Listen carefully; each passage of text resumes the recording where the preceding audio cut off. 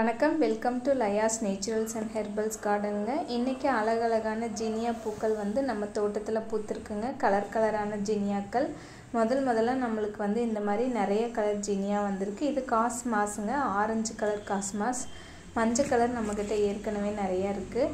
தோட்டத்தில் நிறைய செவ்வந்திகள் கலர் கலராக இருக்குது. அப்புறம் வந்து கோழிக்கொண்டை பூக்களும் இப்போ நம்மளுக்கு வர ஆரம்பிச்சிருச்சுங்க.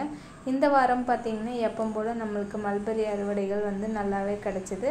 ஒரு கிண்ணம் நிறைய மல்பெரி வந்து பறிச்சாச்சுங்க.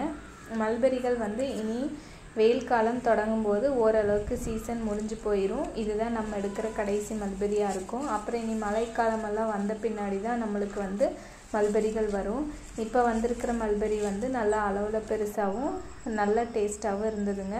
இந்த வாரம் நம்மளோட அறுவடைகள் எல்லாம் இதாங்க. தக்காளிகள், கத்திரிக்காய், அப்புறம் வந்து ஒரு காலிஃப்ளவர், தம்பட்டை அவரை, ஸ்வாட் பீன்ஸுன்னு சொல்லுவாங்க இல்லைங்களா, இதெல்லாமே வந்து நம்மளுக்கு கிடைச்ச அறுவடைகள். பூக்கள் வந்து நம்மளுக்கு இப்போ தான் ஃபஸ்ட்டாக வந்திருக்கு. இவ்வளோ நாள் வந்து ஜீனியாக்கள் நம்மளுக்கு வந்ததே கிடையாதுங்க. நான் வந்து அக்ரி இன்டெக்ஸில் தான் இந்த விதைகள் வாங்கியிருந்தேன். வெயில் காலத்துக்கு முன்னாடி போட்டு பார்க்கலாம் அப்படின்னு போட்டப்போ பரவாயில்லைங்க, எல்லாத்துலேயுமே நல்லாவே பூக்கள் வந்திருக்கு அப்படின்னு தான் சொல்லணும். ஒரு பெட்டல், அப்புறம் வந்து அடுக்கு மாதிரி அந்த மாதிரி நிறைய வெரைட்டிகள் வந்து பூக்கள் வர ஆரம்பிச்சிருச்சுங்க. எப்போவுமே தோட்டத்தில் நான் வந்து மல்லித்தலை போட்டு வச்சுருப்பேன். ஏன்னா நம்மளுக்கு டெய்லியுமே மல்லித்தலை யூஸ் இருக்கும். மல்லித்தலை பார்த்திங்கன்னா இப்போ நான் போட்டிருக்கிறது ஒரு நாட்டு வெரைட்டி மல்லித்தலை. நல்ல இலை வந்து நல்ல மணமாக இருக்கும். ஆனால் உயரம் ரொம்ப கம்மியாக வரும். உங்களுக்கு அளவும் வந்து நம்மளுக்கு ரொம்ப கம்மியாக இருக்கிற மாதிரி தான் இருக்கும். ஆனால் டேஸ்ட் வைஸ் ரொம்ப சூப்பராக இருக்குங்க. இந்த தடவை திரும்ப நம்மளோட அழகான மல்பெரிகள் தான் காமிக்கிற மாதிரி இருக்குது. என்னோட தோட்டத்தில் இப்போ இருக்கிற அட்ராக்டிவான சூப்பரான பழம் அப்படின்னா மல்பெரி பழம் தாங்க. இந்த 2 வாரமாக மல்பெரிகள் முடிஞ்சதுக்கப்புறம் தான் நம்மளுக்கு இனி மாங்காய் சீசனில் தொடங்கும். நம்ம தோட்டத்தில் மாம்பழங்கள் வர ஆரம்பிக்கும். இந்த வாரத்தில் இந்த பிப்ரவரி மாதம் ஃபுல்லாகவே நம்மளுக்கு பார்த்திங்கன்னா நம்மளுக்கு மல்பெரின்னு தான் சொல்லணும். நல்லா குண்டு குண்டான அழகழகான கருப்பான மல்பெரிகள், நல்ல இனிப்பான மல்பெரிகளும் நம்மளுக்கு டெய்லியும் கிடச்சிட்டே இருக்குங்க.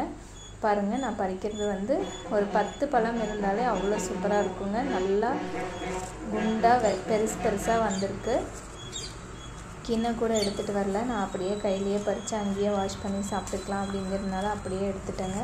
நல்லாவே அழகழகாக கிடச்சிருக்குங்க. பார்க்கவே எவ்வளோ சூப்பராக இருக்குது பாருங்கள். இது பிளாக் மல்பெரி. இந்த ரெட்டாக இருக்கிறது கொஞ்சம் பிடிக்கும்.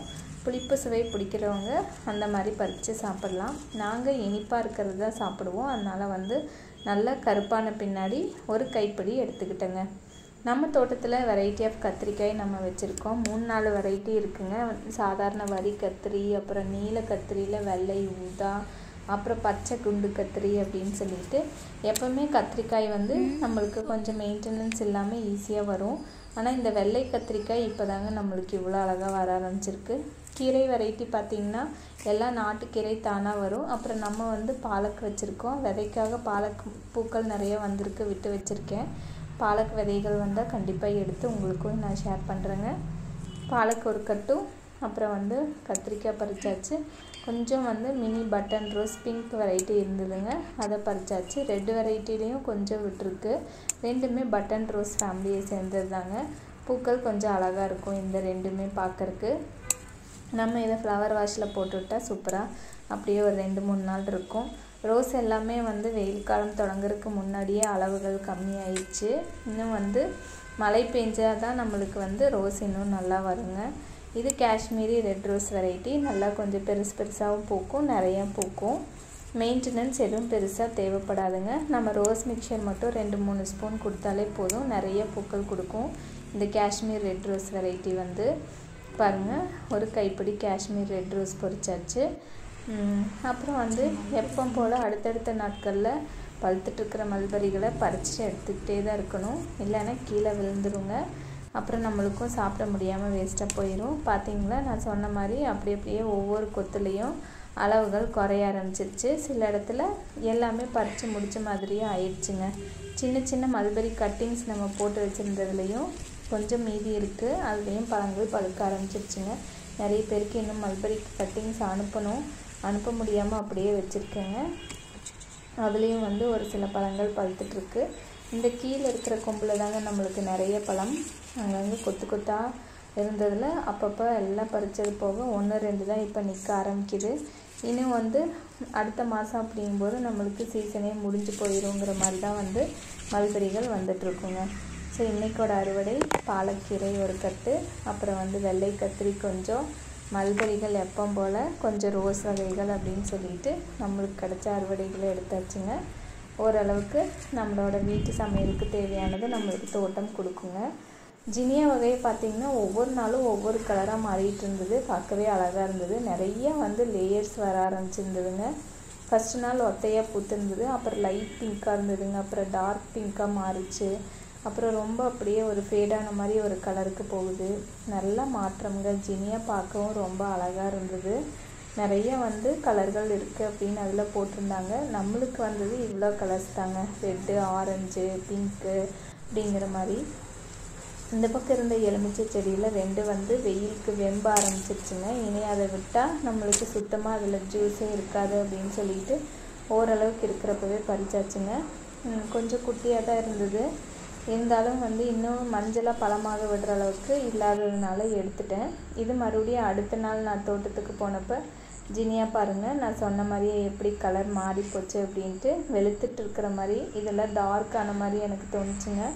உள்ளே மட்டும் ஒரு 2-3 பெட்டல்ஸ் வேறு மாதிரி கலரில். சேஞ்சிங் ரோஸ் கொஞ்சம் கொஞ்சமாக முட்டு வைக்க ஆரம்பிச்சாச்சுங்க.